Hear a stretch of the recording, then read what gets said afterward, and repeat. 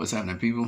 I'm what you need. You're watching my channel. If you like this video, you like the content of this video, like, share, subscribe, and donate via Western Union or MoneyGram to my channel. Chris Mannix just said something, and I just want to react to it. Chris Mannix said a couple of things that just made no sense to me. And it does bring about one very important thing. What is the definition of elite? Okay. So first of all, Chris Mannix asked the question, is Manny Pacquiao elite? Now, all you guys out there, you can give your answer in response to this question, but this is my opinion. He's absolutely elite. Now, I know some people said, oh, Manny Pacquiao's not elite. I remember before he beat Keith Thurman, they were talking about how, Adrian Broner's not elite, etc., etc., etc. Manny Pacquiao's elite, okay? He beat Keith Thurman when a lot of us, including myself, picked Keith Thurman to win. Keith Thurman was the unified welterweight world champion, WBA, WBC. Dropped one of the events so Sean Porter could get it. He was the #1 welterweight in the world. Okay, Errol Spence took it over the mantle. Keith Thurman was in the top 3. Now, this is a very easy question to answer. Was Keith Thurman elite? If he was in the top 3 welterweights in the world, he was elite. Kind of goes without saying.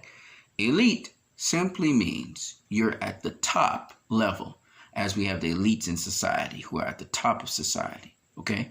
So elite is the top level of athlete. They are considered A-level athletes, okay? Keith Thurman's considered an A-level athlete, and so forth. Sometimes they're not A-level, but they're at the top. Sean Porter is in the top 5 top welterweights in the world, okay? He's elite. Danny Garcia, top 5 welterweight in the world. He's elite. The top 5 welterweights in the world at present are Manny Pacquiao, we have Sean Porter, we have Errol Spence, we have Terrence Crawford, we have Keith Thurman. Okay, since Keith Thurman's kind of out of the game right now, it may be Danny Garcia. All right, Mikey Garcia hasn't been in welterweight long enough to be considered top 5, but that doesn't mean he's not elite. If you're at number 6, at number 7, you're still elite. Maybe the lower ends of the top 10, not necessarily elite, right? Now, having said that, Chris Mannix dismissed all of these elite welterweights and only had Errol Spence and Terrence Crawford as elite welterweights. Now, that's propaganda from Bob Arum, of course, that Chris Mannix bought into. But elite doesn't mean top 2. Elite, as far as I know, is top welterweights in the world. Out of all the thousands of welterweights in the world that are boxing, comes down to the top 10, top 5. Generally top 5. Top 5, sometimes a little bit out of the top 5, maybe 6, 7, because, they're so closely bunched. But at the end of the day, that's what elite is.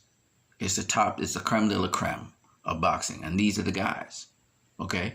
Now, Bob Arum dismissed Sean Porter, but if Errol Spence is considered elite, then why was Sean Porter so competitive with him? You get what I'm saying? So Sean Porter's elite, right? Because they're at more or less the same level.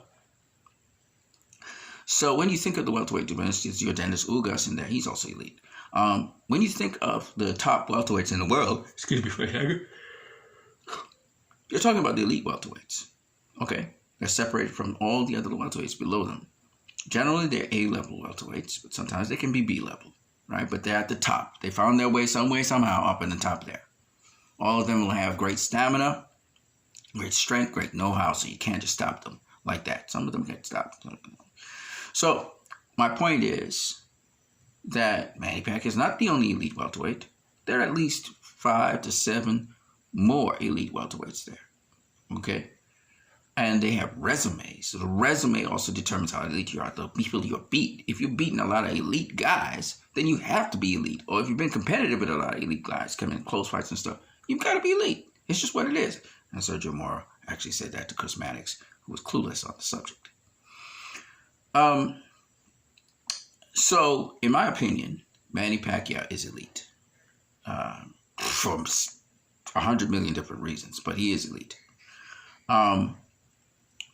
And I think Chris Mannix needs to do his homework on what elite is. Okay? Elite means the top of the top, means the creme de la creme. It means the best of the best. Okay, and at this point in the welterweight division, they're still sorting that out. Okay, so that's what I gotta say. Chris Mannix doesn't believe that Manny Pacquiao has a chance against Terrence Crawford and Errol Spence. That's great. That's great because let me tell you why. Perceptions. A lot of people didn't think Tyson Fury had a chance against Deontay Wilder. Okay, especially if Deontay Wilder dropped him late in the first fight. They thought Deontay Wilder would finish him off. It turned out Tyson Fury finished off Deontay Wilder. So the impact of a Manny Pacquiao facing an Errol Spence, for example, giving him the biz, making it very difficult for him, like Sean Porter did, and possibly beating him, getting a decision over him in Las Vegas, would shock the world once again. Manny Pacquiao handling a Terrence Crawford and roughing him up and beating him up and actually dropping him even would shock the world once again. But it wouldn't be surprising to me. Anyway, that's what I got. Now, I still pick Terrence Crawford to beat Manny Pacquiao. I still pick Errol Spence to beat Manny Pacquiao. I don't expect the fights to be easy. Because Manny Pacquiao's style, you have to be so vigilant. You have to be so sharp against him just to beat him. And I don't think that Manny Pacquiao is going to slow down anytime soon. Why a lot of people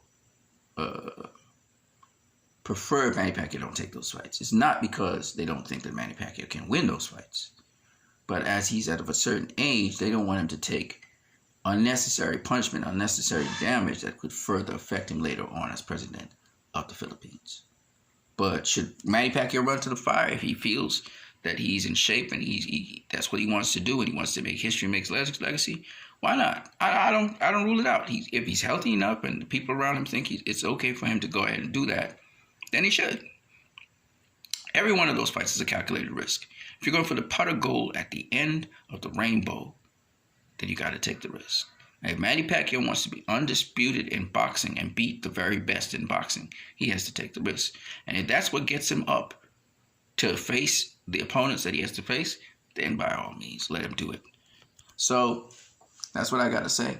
I hope you guys enjoyed this video.